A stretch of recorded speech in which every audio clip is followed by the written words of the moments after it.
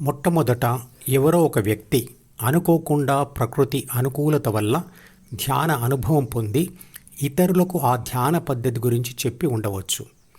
Swimming అంటే ఈత కొట్టడం కూడా ఎవరో ఒక వ్యక్తి మొదటిసారిగా అనుకోకుండా చేసి ఆ అనుభవంతో దానిని ఇతరులకు నేర్పించి ఉండవచ్చు.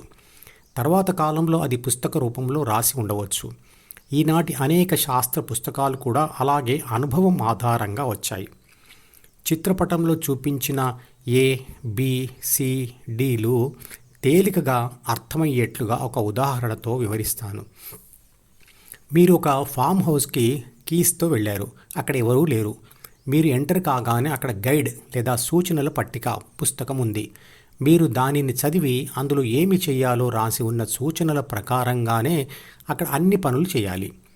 అప్పుడు ఇవన్నీ ఎందుకు చెయ్యాలి అనే ప్రశ్న మీకు కలిగి దానిని మీరు పైకే అనేశారు అనుకోండి. అది మీ లాభం కొరకే అనే వాయిస్ మెసేజ్ వినిపించింది అనుకోండి. సరే, నా కొరకే కదా అని అనుకొని గైడ్లో చెప్పినట్లుగా మీరు ముందుకు వెళ్ళగానే అక్కడ సమాచార పుస్తకం కనబడుతుంది. అందులో ఉన్న వాటిని చదివిన మీకు ఒక కోరిక కలుగుతుంది. ఆ కోరికను డీలో రాయగానే అనుకున్న అనుభవం పొందారు. మళ్ళీ ఆ సమాచారం డీలో చేరింది. మళ్ళీ మీకు మరో కోరిక కలిగింది. ఇలా నడుస్తూనే ఉంటుంది. ఈ ఉదాహరణలో ఫామ్ హౌస్ అంటే మీ శరీరం అనుకోండి. మీరు ఏ అంటే ఆత్మ, గైడ్ పుస్తకం బి అంటే ప్రాథమిక మనసు, నా కొరకే అంటే సి అంటే నేను, నాది, నాకు, నన్ను అనే భావం, సమాచారం మరియు కోరికల పుస్తకం అంటే డి.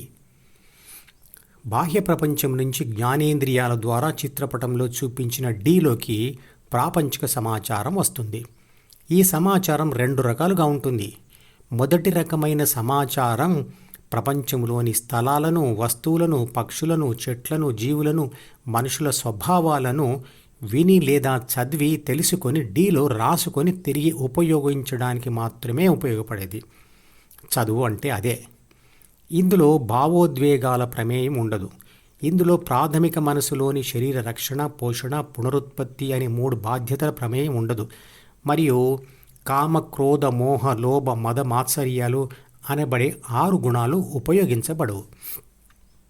ఇక రెండవ రకమైన సమాచారం ప్రాథమిక మనసులోని శరీర రక్షణ, పోషణ మరియు పునరుత్పత్తి బాధ్యతలకు సంబంధించిన శరీర సంకేతాల సమాచారం మరియు వాటిని ప్రపంచంలో అమలు చేసినప్పుడు వచ్చే ప్రపంచ అనుకూల లేదా వ్యతిరేక సమాచారం.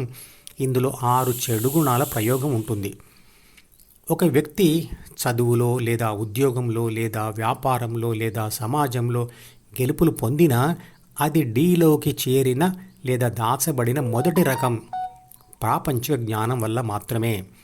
ఈ ప్రాపంచిక జ్ఞానాన్ని విశ్లేషించడానికి ఏబీసీ బిలోని 6 గుణాలను ఉపయోగించదు. ఉదాహరణకు లెక్కలలో 2కు 3 కలిపితే ఎంత అవుతుంది అని చెప్పడానికి బిలోని 6 గుణాల అవసరం ఉండదు. ఇలాంటి విషయాలను పుస్తకాల ద్వారా లేదా టీచర్స్ ద్వారా తెలుసుకోవడంలో మరియు ఉపయోగించడంలో 6 గుణాల పాత్ర ఉండదు. ఈ కారణాల వల్ల చదువులో మరియు ఉద్యోగంలో ఉన్నత దశలో ఉన్నాడు కాబట్టి అతనికి మంచి సంస్కారం లేదా మంచి గుణాలు లేదా మంచి ప్రవర్తన ఉంది అని చెప్పలేం కదా. కానీ రెండవ రకమైన సమాచారానికి మనిషి ఇచ్చిన ప్రతిస్పందనను బట్టి అతని స్వభావం లేదా సంస్కారం తెలుస్తుంది. మనిషి పెరుగుతూ చదువుకొని తెలుసుకున్న ప్రాపంచిక జ్ఞానమును ఉపయోగించుకొని ప్రాపంచిక గెలుపులు పొందుతూ ఉంటే వారిలో సి అంటే అహం పెరుగుతూ ఉంటుంది. ఆ భావం దృఢంగా ఉంటే ప్రయత్నం కూడా తీవ్రంగా ఉంటుంది. ప్రకృతి సహకరిస్తే గెలుపులు కలుగుతాయి. గెలుపులతో సి అంటే అహం మరింతగా పెరుగుతుంది. డిలో ప్రాపంచిక జ్ఞానం మరింతగా వచ్చి చేరుతుంది. కోరుకున్న ఫలితం సాధించిన వాడికి నేను సాధించాను, నాకు ఈ పదవి వచ్చింది, ఈ ఆస్తి అంతా నాది, నన్ను అందరూ గౌరవిస్తారు అనే భావనలు అధికంగా ఉంటాయి. ఈ 4 వాక్యాలలో ఉన్న నేను, నాకు, నాది మరియు నన్ను అనే పదాలు అహం భావనను సూచిస్తాయి. వరుసగా ఓడిపోతున్న వాడిలో ఆ భావం తగ్గుతూ ఉంటుంది.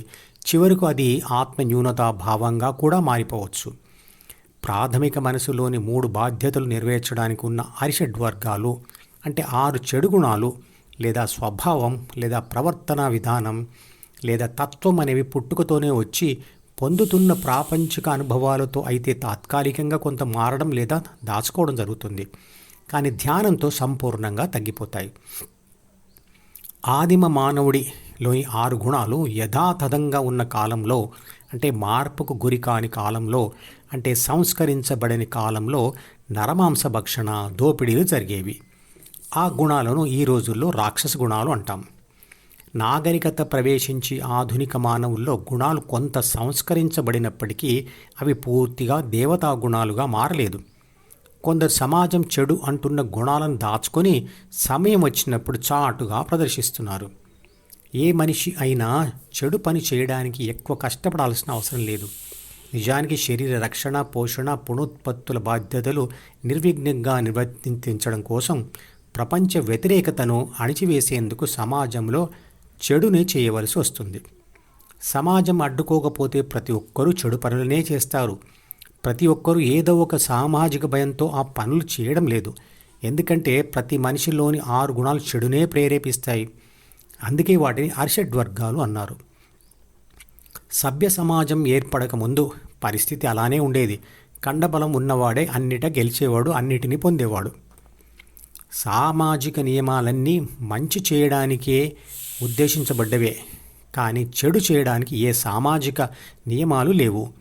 ఉదాహరణకు, దాహం తీవ్రంగా ఉన్నప్పుడు ఎదుటివాడి చేతిలో నీళ్ల బాటిల్ లాక్కొని లేదా దొంగిలించి అయినా తాగాలి అనుకుంటాడు మనిషి. దీనిని సపోర్ట్ చేస్తూ అలానే చేయాలి అనే సామాజిక నియమం ఉండదు కదా. అలా చేయకూడదని మాత్రమే సామాజిక నియమం ఉంటుంది.